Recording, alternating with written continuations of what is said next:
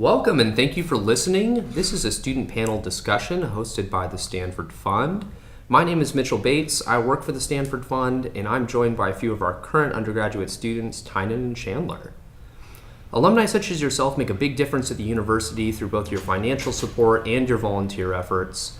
Collectively, you enable and enrich students' experiences on campus, and as a way to say thank you for your support and all you do for the university, we wanted you to hear from two students who are almost alumni themselves just how meaningful their Stanford experience has been. Tynan and Chandler are going to share a bit about their experiences at Stanford over the past 4 years. So to kick things off, I thought I'd turn the conversation over to them. Tynan, would you like to start and introduce yourself? Yes. Hello. My name is Tynan. I'm a senior. I majored in biology and minored in history. I'm from the East Bay, so about 40 minutes from Stanford, from Hayward, if any of you are familiar with the Bay Area. My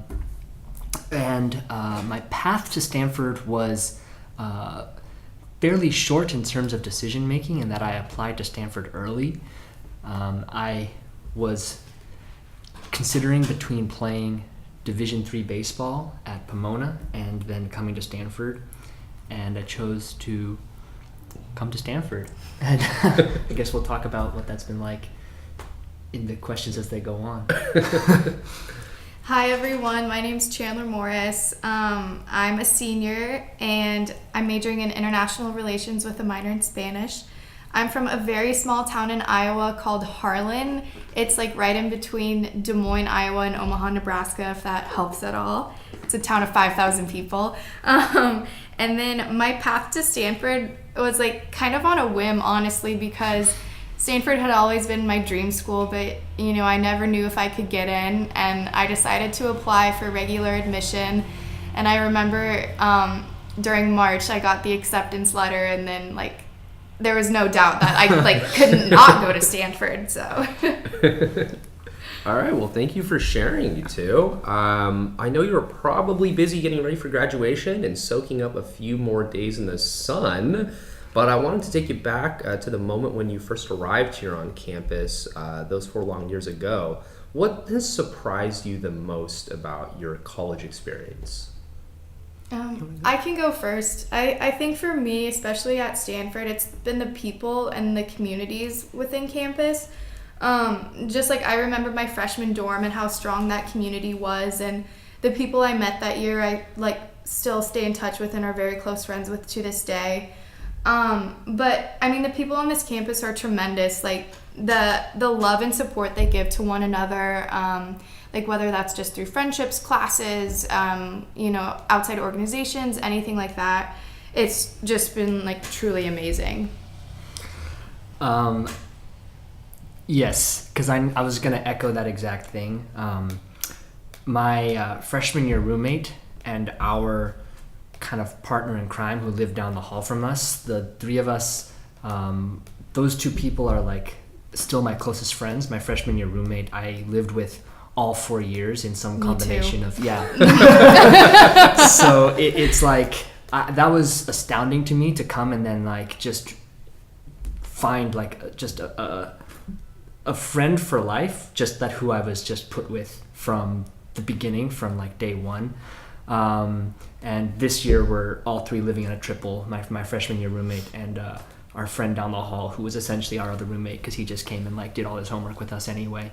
And I think, yes, I was just surprised by how at home it felt with the people. I'll talk about improv a little bit later as well, but that has also been another place in a community that has just been astoundingly comfortable to be around, and that you don't really have to feel like you are trying to be somebody else or trying to do anything that just isn't totally who you are. And I feel really lucky, and it's been wonderful that way.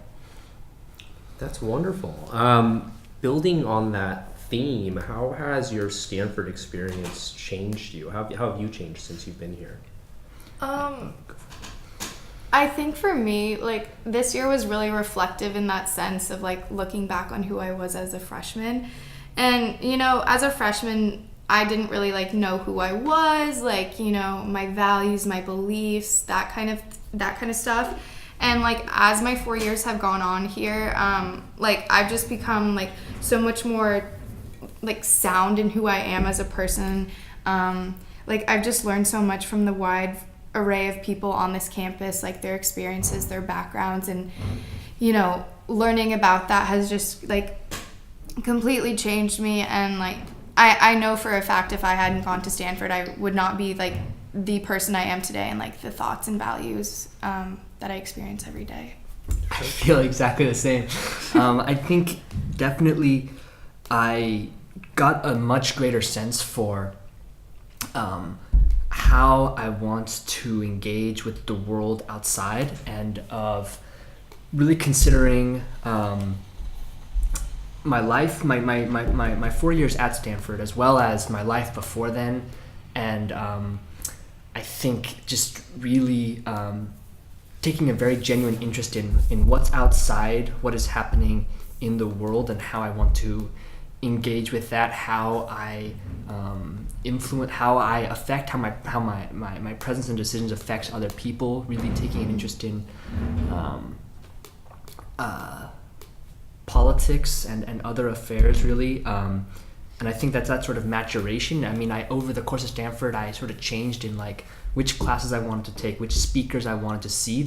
You kind of get awakened to this just a whole array of ideas, people doing really incredible work on the things that they're interested in, whether it's, you know, different activist causes or different you know, things that are just like really critically looking at the world and saying we are part of the people who will kind of go out there and make changes, and sort of really understanding that in a mature way rather than just I want to do good way, has been really incredible. It sounds to me like you two are kind of already going out and making changes, which I think is really cool. I'd love to talk a little bit about Cardinal Service and sort of what you've done in that world.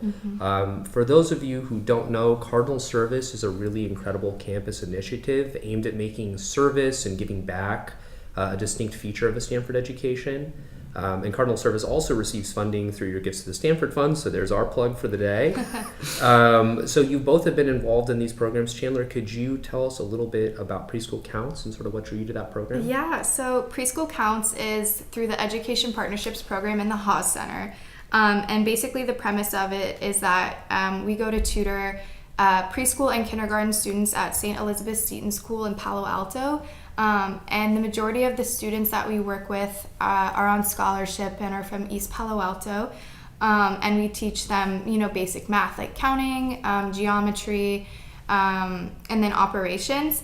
And I started that my sophomore year, and one of my friends was in the program, and she was like, you should really do this. Like, I know you love working with kids, that kind of stuff. And so I've been doing it since my sophomore year, and I've absolutely loved it. And this year I was very lucky enough to be named an Education Partnerships Fellow. So in that capacity, I served as a TA and then like would lead the tutoring sessions when we go out to the school. And it was really great in that sense too, because I formed a much stronger partnership with the teachers and the school administrators themselves. So it was a very like reciprocal partnership, which was fantastic. And my involvement in Preschool Counts has made me really focus on like kind of what Tynan was saying, like what I'm doing and giving back to the community. It's made me think a lot about the actions that I do, who they're benefiting, just being more reflective in that sense. And it's made me really want to continue to engage with youth in the community as I grow older. That's awesome. Yeah. And Tynan, you're working with a program this summer, right? Yes, will be my second summer with a program called EPASA, which is the East Palo Alto Stanford Academy, which works with middle school students, 7th and 8th graders. There's a summer program, which is academic classes in the mornings, elective classes in the afternoons, field trips on Fridays, community service on Wednesdays, rec, which is basketball, soccer. We eat lunch in the dining halls. So it's like a really like full day with an academic as well as sort of other very fun and also educational components in the field trips and the community service. And there's also an academic year component in which the students also commit to coming every Saturday, and they take classes in the mornings and then have one-on-one tutorings in the afternoons. And so I also tutored for them during the school year. And that, I did it last summer, and I applied again this summer, and it was the most difficult summer I've ever had. We worked 16-hour days regularly, and it's middle schoolers.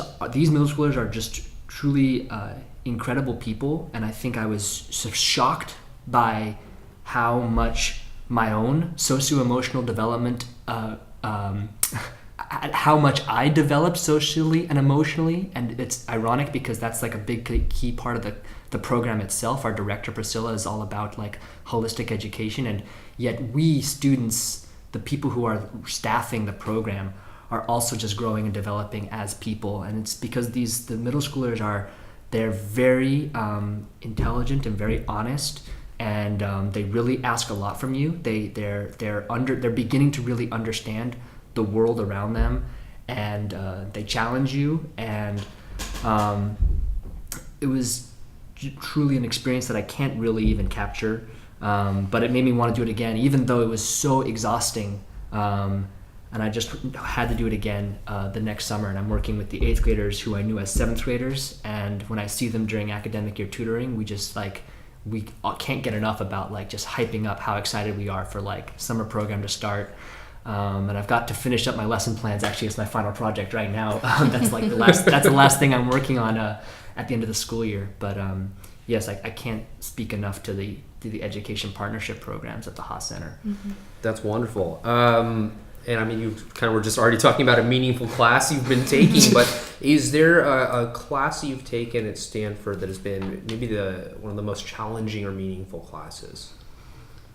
One for me, the most meaningful has been, I think it's Poli-Sci 133, the politics and, I can't remember the full title, but it's like the politics of public service. And when I took it last spring, it was taught by the director of the Haas Center, which was phenomenal because it went hand in hand with what I was doing in preschool counts. And the majority of the class was just being like, how to serve in like the best way for the community that you're working in, and like the questions you ask, like how you reflect, how to be or how to lead like a good partnership. And we read so many amazing articles and did like a lot of reflective essays and stuff like that. And whenever people ask me like, what's really good class I should take, I'm always like, take this class. It's so amazing. Like, especially if you love public service, like it just goes hand in hand with everything you need to do to like become the most effective service leader you can. I'm gonna take that question in a slightly different direction and talk about the Intro to Improv class. Sure. Which was a class that really did change my life at Stanford, in that it gave me it's introduction to improvising, which is just an art form, but so much more than an art form. It's a way of life. And as you're learning how to improvise, you're trying to really figure out, how do I make scenes feel good? Like, how do I come out there and just with nothing, all you have is your scene partners, make something that like you're excited to be in and excited to play with. And so much of it involves just your mindset is one of acceptance, is one of making your partners look good, is one of, you avoid unnecessary negativity. And there's just all these things that are about, how do you, improviser to improviser, just like go out there, risk failure, and try to make something good. And the things that make for a good scene, that make for strong relationships with the characters that you're playing, are the same things that make for good relationships and things to work in real life, where you're open and accepting, you are not afraid of failure, you avoid unnecessary negativity, you're building something together. And taking that class just really changed a lot of how I like saw like building relationships in the world, And I was lucky enough to take it at the end of my freshman year, and that has really changed kind of who I am and how I approach things. Just sort of these like kind of philosophies of improv. And if ever I recommend a class, it's that one. Even if you have no interest in performing or anything like that, it's not a class about performance, in my opinion. It's a class about relationships. Those are kind of a great mindset to take into life as well. Yeah. So yeah, thank you for sharing. So not to put you two on the spot, because I know this is a classic question that everyone always asks students, but what are your plans for after graduation? Oh yeah, sure. I can't let go. I'm gonna be co-terming, and I'm co-terming in a program called Biomedical Informatics, and I've really felt, instead of really a master of any trade, a jack of a few at Stanford. And so I did biology and I minored in history, and my plan is to take, so biomedical informatics is sort of biology and computer science sort of merged, and there's a computational component. So I plan to take some computation, but I still plan to also do history as well. Sort of just for this sort of amalgam of ideas, and I don't exactly know how it's going to come together in the world afterward. But so right now it's going to be another year of school and then TAing for the biology department, which is how I get my biology fix. So hopefully all three disciplines will be covered. And then for me, so this summer I'll be returning back home, and I'll be interning in Des Moines with the U.S. Magistrate Judge Celeste Bremer. And then in August, I will be starting law school at the University of Iowa College of Law. Congrats. Thank Oh you. my gosh, that's so cool. So I'm very excited to be close to my family in that point and save some money. It's terrifying, but very exciting. But I'm ready for it. I can't wait. Good for you. That's very exciting. Thank you. And as long as we're talking about graduating, this is obviously a big milestone. You're both graduating in a couple days here. How are you feeling about that? Is this a stressful time? Is this an exciting time? It's not stressful at all. It's more exciting, but when people have asked me it, I've said it's just kind of bittersweet, because it's obviously very exciting to start a new path in life, kind of move on in a way. But then again, it's also very terrifying to leave a place like Stanford, which I've considered my home for these 4 years, and also to have to leave a lot of my closest friends, because let's be real, none of them are coming to Iowa. But yeah, it just feels very surreal. Yeah, I don't know. Sure. I totally agree with the surreal.